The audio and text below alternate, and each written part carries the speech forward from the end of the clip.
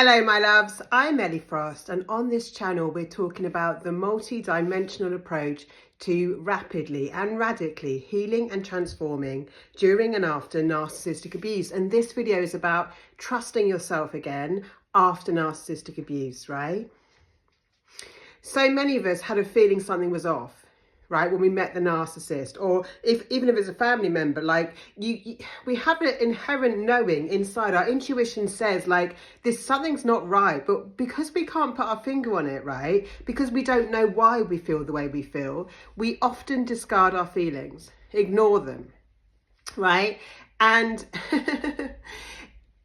needing to know, like, our greatest gift in this is our intuition, right? If you look back on your times with a narcissist, you would have known it felt off. You would have known something was wrong, right? But because we didn't quite know what was wrong, we tend to ignore our sensations, our body, like telling us the truth. All emotions are messengers, right? When you feel something is off, it's normally off. You're normally right. So trusting ourselves after narcissistic abuse really is about us coming back into our bodies, being aware of our emotions, not overriding them with our logic. I shouldn't feel the way I feel. I don't know why.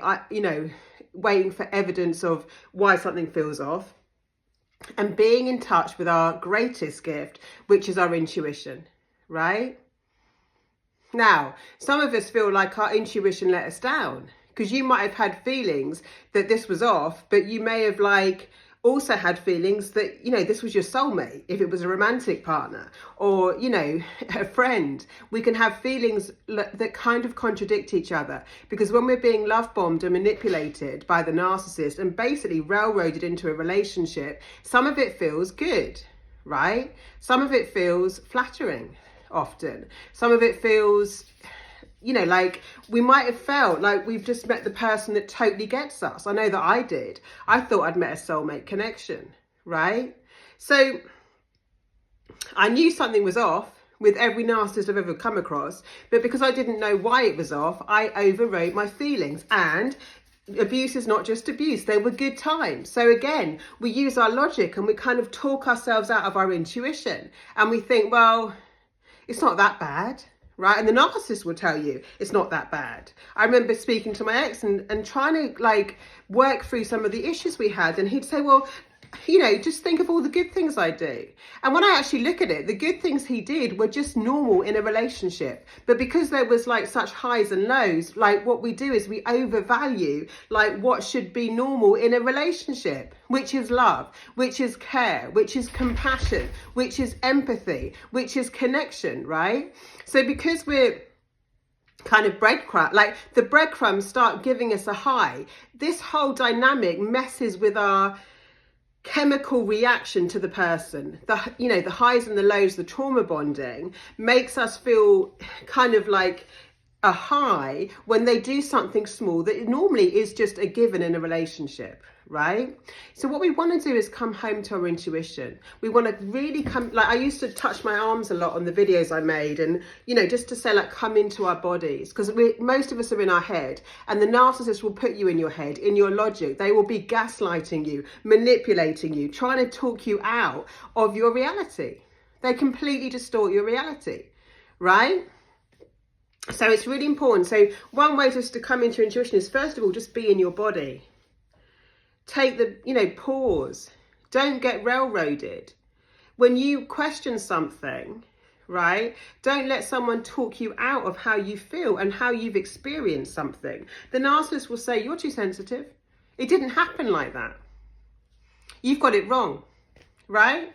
And ultimately make you feel like you are wrong. And so one of the most horrible things about this abuse is that it makes us not trust ourselves, and that's very dangerous for life. I teach people how to manifest their best lives. No matter how hard it's been, no matter what you've been through, you get to have your dreams and you get to have a great life again, right? You may never have had a great life. I grew up with narcissists, but one of the things that once we start doubting our intuition because we've been through this dynamic, we don't trust ourselves in life, So when it comes to taking a risk or doing something bold, we're too timid, right? Because we don't know how to trust ourselves. We've been talked out of it. And when we've made what we think is a bad choice often with a narcissist, we think, gosh, well, you know, if I'm capable of making such a big mistake in a relationship, then how do I trust myself to manifest my dreams? How do I trust myself to buy that course or take that trip or whatever it is for you? Move jobs, move house, move countries, whatever it is. Could be a small thing, right? Get rid of that friend. So learning to trust ourselves again is like one of the greatest things we'll ever do. And it starts with what I call self-partnering. It starts with being our own mum and papa bear and, you know, having our own back and being aware of our bodies, being aware of the emotions we feel and actually following what's true to us before we talk ourselves out of it. I don't need to know. I give this example all the time. I don't like bacon. I don't know why. I don't have to go to the doctor and say, why doesn't bacon agree with me? I just don't like to eat it, so I don't, right? I don't question it. If we would do that more with our, you know, intuition and our signals, we would live much happier lives because your intuition knows the way. Your soul knows the way. Inside, there's a part of you that knows what's right for you, right? And after narcissistic abuse, it's hard to believe we can trust ourselves in relationships again because we feel like we've made such a great mistake. Right? So come into your body.